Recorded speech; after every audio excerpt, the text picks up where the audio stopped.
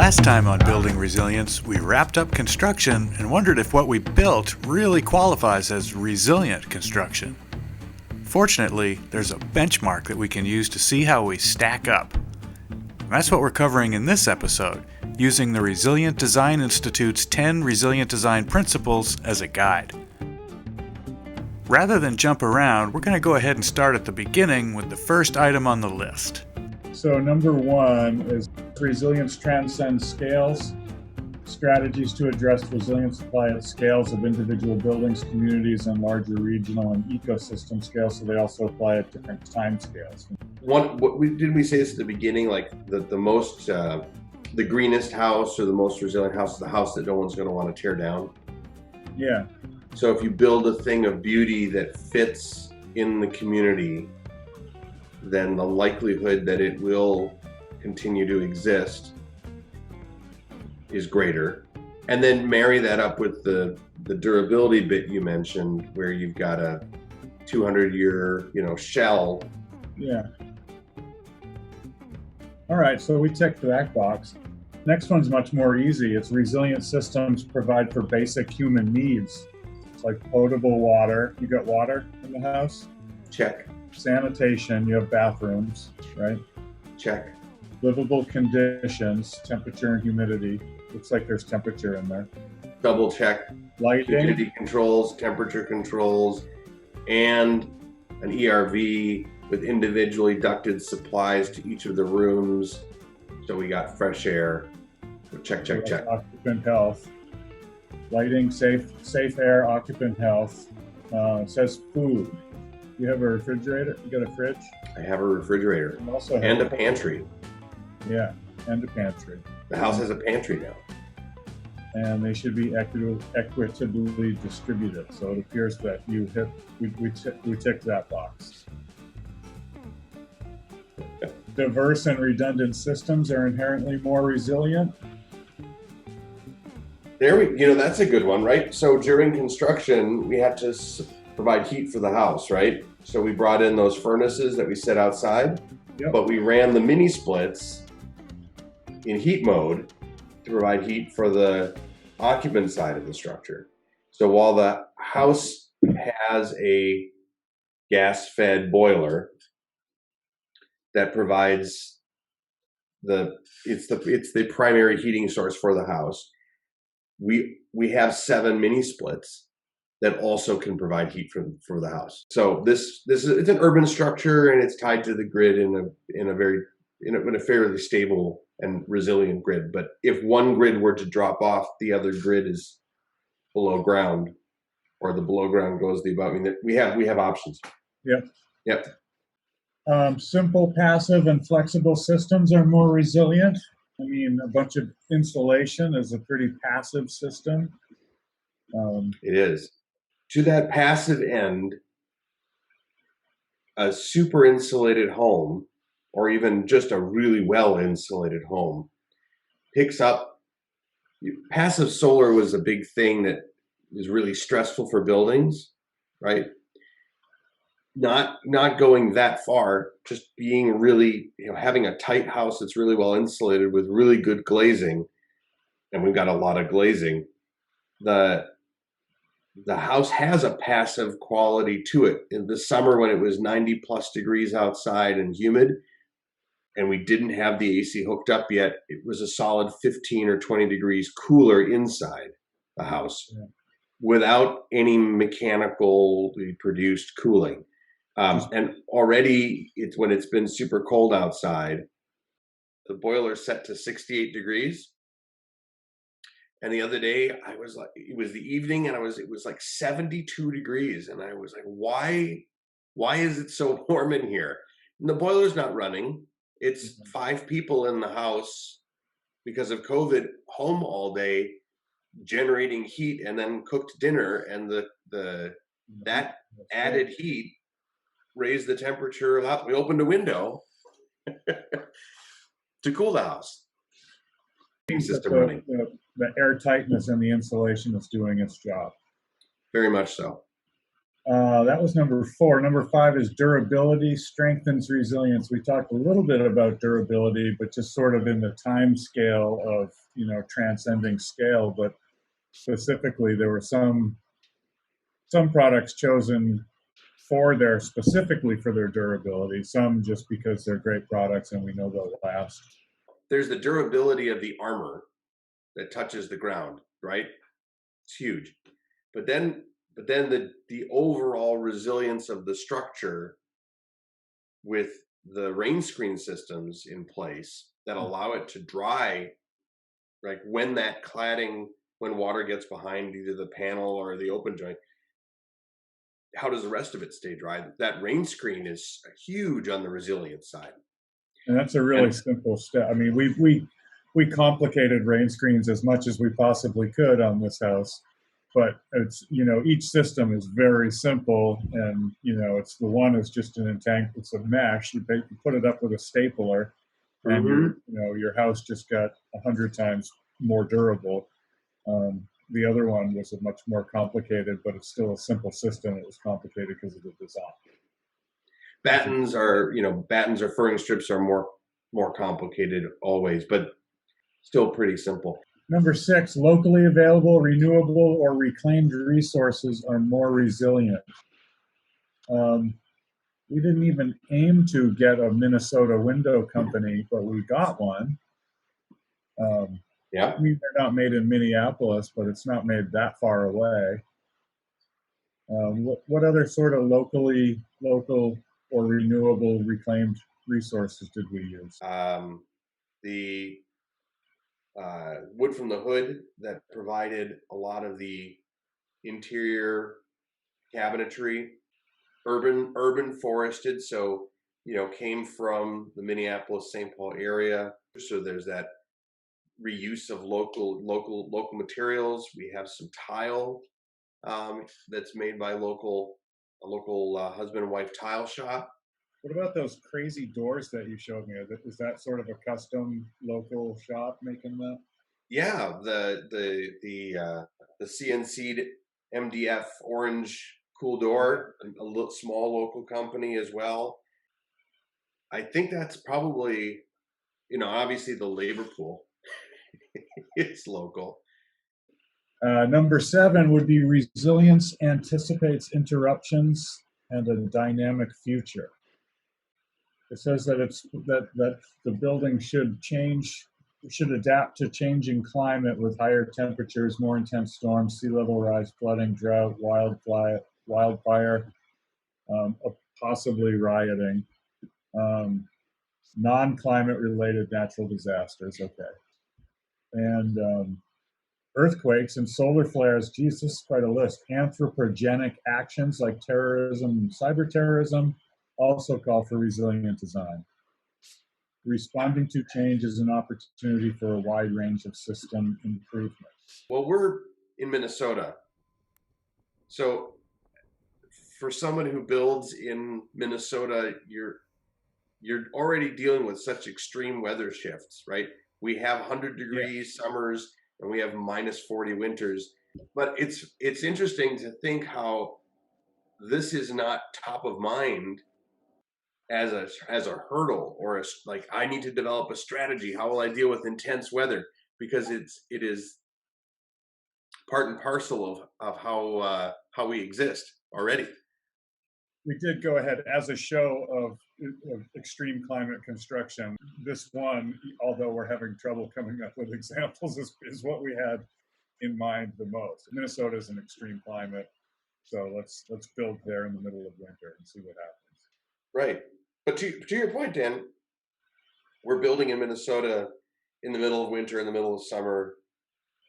The everything that we went through when we were talking about foundation and drainage and insulation and drain, I mean, all of that is about making sure that the structure can withstand everything that's happening outside of it. All of the elements, everything is engineered so wind isn't a factor on the house, right? Those 3 types of walls that we did specifically for shear, so that if we have a big windstorm, the house isn't going to collapse on itself. I mean, it's inherent in so many parts of the design you build that way even when the cameras aren't rolling. Kind of have to. Pretty much, yeah. Number 8 is to find and promote resilience in nature. The explanation is that natural systems have evolved to achieve resilience, and we can enhance resilience by relying on and applying lessons from nature. Strategies that protect the natural environment enhance resilience for all living systems. So how are we finding and promoting resilience in nature in this?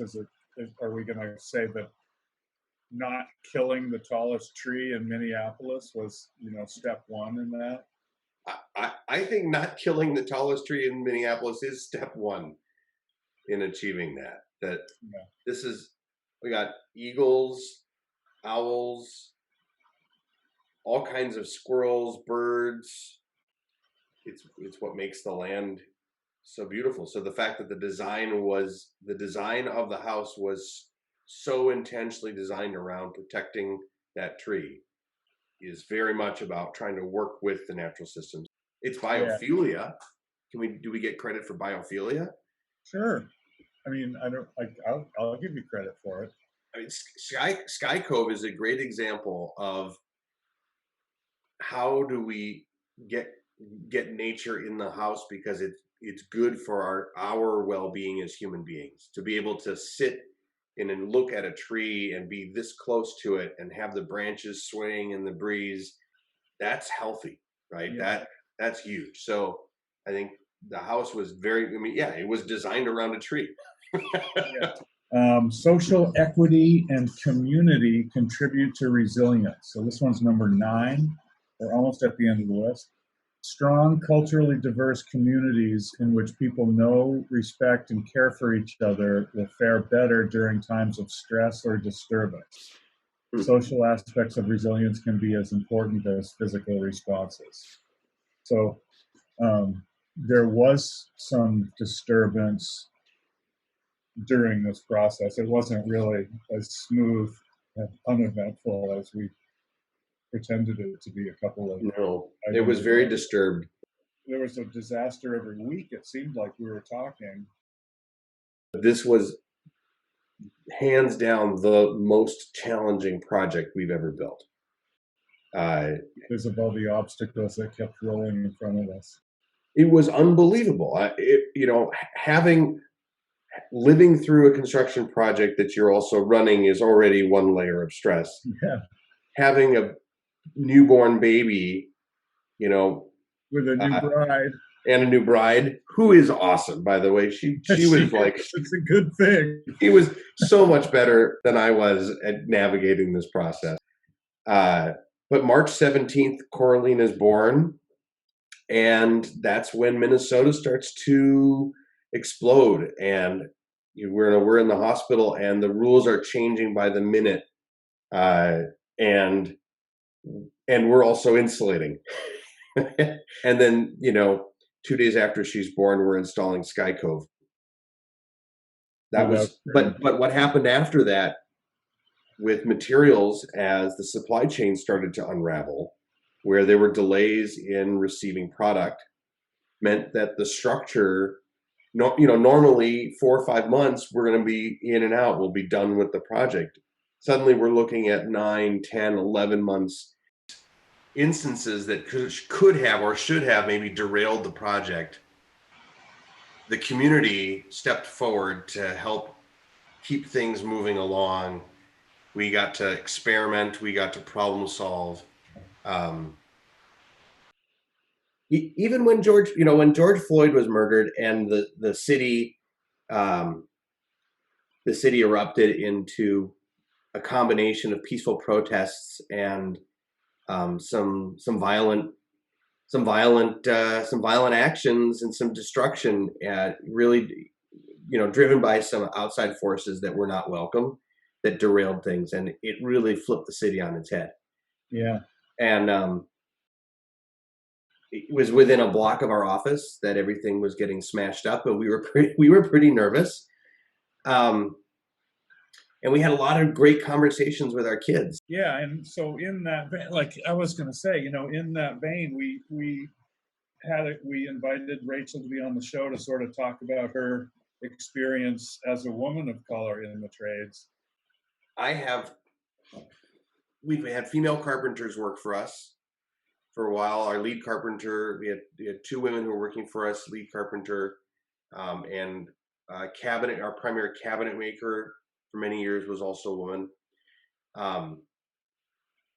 It's been really hard to find people of color to come work for us. I had one black carpenter in 26 years who wasn't with us for very long. Is that just because nobody likes you, or is it because there's just... So that, when we were talking with Rachel, one of my questions was like, when we put an ad and say we're hiring carpenters, all of the applications that come in by and large are all white dudes, or a few white females, and I feel like sometimes it's not for lack of trying, but I don't see a lot of people of color going into the trades in general. So we invited Rachel to come on and talk to the show, and she answered your question about is there a stigma? Why won't any African Americans answer my ads? And her thought was that it's just access. I think that it's less about a stigma, and I think it's more about proximity to learning the skill.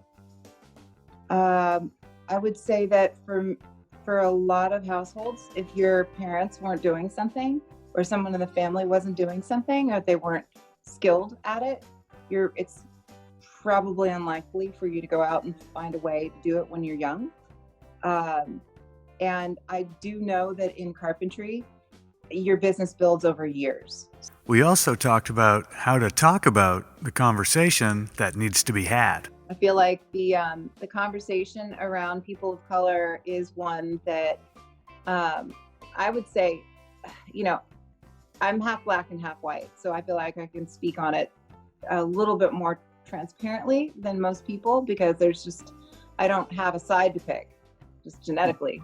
I think that anyone who wants to know about another person's experience and is interested in that and is truly interested in making that person's life and experience better, it doesn't matter if you call me African American or black. It doesn't matter the questions that you ask me. It doesn't matter how you ask me.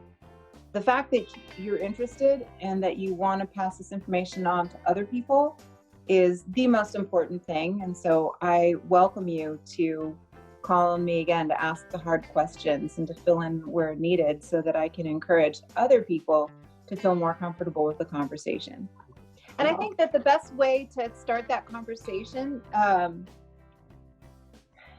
it's like asking someone how their vacation was. How was your vacation? Tell me what you ate. Tell me what you saw. That's the same exact template for asking someone about how their experience is being black. It's so simple. Tell me about how you grew up. Tell me what it was like.